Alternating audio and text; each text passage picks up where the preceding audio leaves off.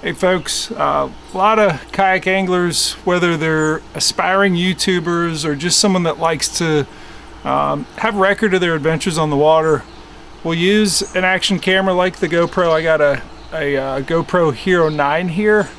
But the frustrating thing of using these is that that's really not that much power, especially when you get into a situation where you want to record and something's about to happen and you hear that beep saying your battery's done.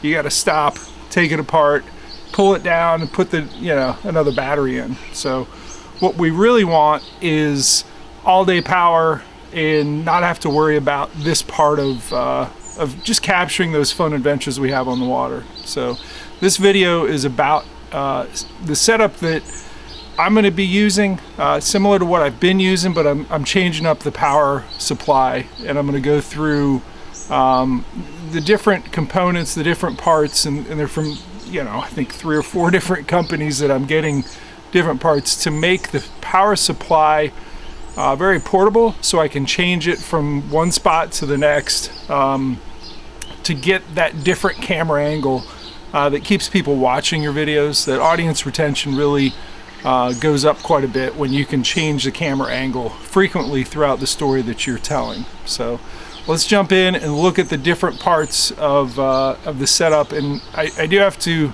give credit where it's due. I'm doing this after spending a month on the road with Jameson Redding. This is the setup that he used, that he explained to me. Yeah, this is a better way than what you're doing. So let's dive in, look at the parts. So obviously we're starting with the camera itself. I house that in a 3BR Powersports case that keeps it waterproof. I've actually used this setup for well over, I'm gonna say, I think I've had it a year, almost 2 years now. But I did have to replace this cable, and you can order this. I think it gave out right in there, just like yeah, your charging cords for your cell phones are tend to get weak right there where they flex. I had to replace this one on that last trip with Jameson on the West Coast. But 3BR Powersports has a variety of these things for different action cameras. I have it attached to this is the YakAttack Panfish Pro. And I will tell you that you definitely, it comes with one lock and load base, but you definitely want to get multiples, get extras of these. And that's going to allow you to change the camera angle very quickly. And part of really keeping this whole setup mobile is having the power source transfer with it. And that's where we get into the YakAttack battery power kit. So we got the battery here, and this plugs into, you have this waterproof little connection here. It plugs into, in this case we have the Aqua, it's just their USB attachment, right? So you can power USB. We're going to hook that up right to the end of the 3BR Powersports cord. But that's not really waterproof, so I'm going to do a little bit of DIY with this little gasket that comes with it. I'm going to cut out this little piece. I don't know if that's showing up real good on camera, but there's 2 little inserts that fit into the USB little ports there. I'm cutting one of them out so that this will, or actually, yeah, it is going to be this that fits in there on this surface, and the other one is going to be plugged up. So I don't want water getting past that. So, but I am going to cut a hole in it so that I can have this flap over the whole thing. So I got a cutting board here and a paring knife, and I'm going to cut a little opening for that to fit in there and to be able to go there. When I'm done, this is from YOLOtek. I'm going to get this silicone rainproof putty. YOLOtek has their own poles and power sources, and I've used them, and they're good products. But I like the portability of the setup that I'm doing here. And but they make really good putty, so you can get that from YOLOtek. That's just going to seal around this. So let's go ahead and get started. I think I'm going to start with that part of the project right there. All right, I'll be honest, I'm not going to be real exacting about this, but I know that it's gonna fit through there. And I already have this guide here of this plug, so I'm gonna move that putty out of the way and just come right in here and slice a little square, a rectangle that's big enough for that to fit through there. Get that USB plug to go right through there. And slice this open, cut out this chunk. Okay, so you can see there, I've cut that piece out. So I'll go ahead and put that back on this plug. So that just, this ring fits around there. And I'll be able to switch it back and forth. You know, these shouldn't go bad, as I have had them go bad on other ones before, because I'll keep it waterproof, but if they do, I can just switch over to the other one. So this is gonna cover over like that. Yep. And then I can get this to come right in there like this. Nope, the other way.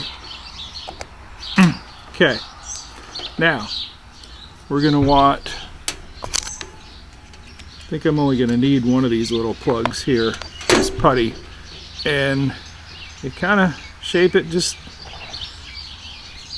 like Play-Doh. You kind of roll that thing out. This way, when, you know, I'm out, say, in rough water, if it's raining, if it's, you know, I'm charging with my Torpedo through breaking waves and water's hitting me in the chest and splattering everywhere, that salt water isn't gonna have access to this port. So we've made that nice and snug in there. And I'm not gonna do it right now, but I may get a little bit of electrical tape around this, because this is I'm never gonna actually use this part of it. I don't have to take it off either, but yeah, I think I just wanna, yeah, let me go get electrical tape, and I'm just gonna seal that all in. All right, went and got some electrical tape. I'm not gonna need this tab. I think that tab is for if this was mounted flush on a surface, to be able to pull that off, but this is gonna pretty much stay the way it is now, and this is somewhat in the way of my getting a really clean tape job on there. So I'm cutting it off. And I think this is, you know, what I'm doing here is just more to keep that this cover from just being bumped off by something. You know, I don't, it's gonna be attached to the pole somehow, and this is gonna stay right where it is, though.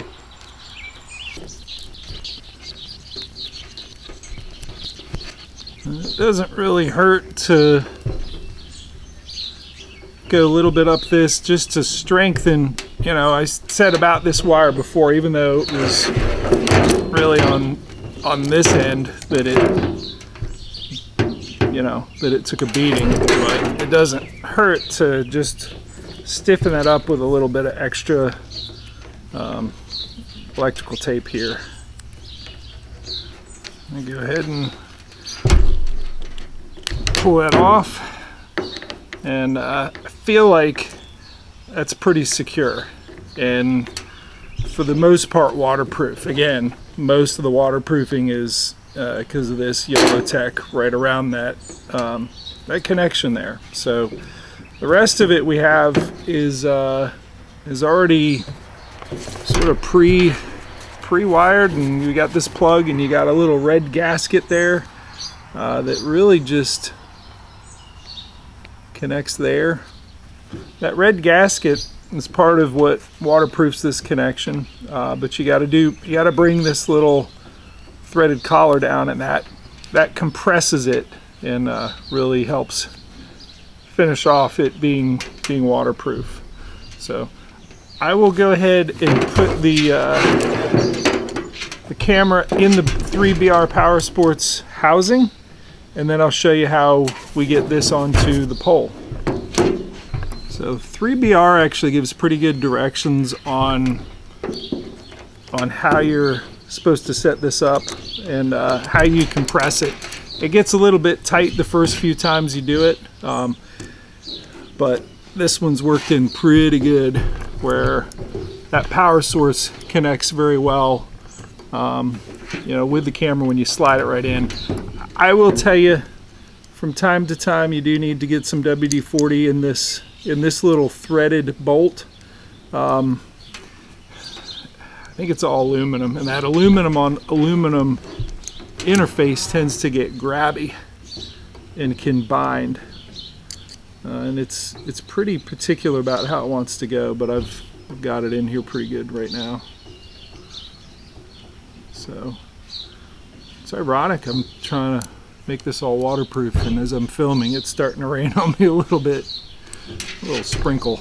So we have this connected, and I may do something later with some zip ties, but you know what I want is for the entire thing to be, you know, attached, and I'm just eating up some of this space, and I'm gonna give it sort of a low center of gravity.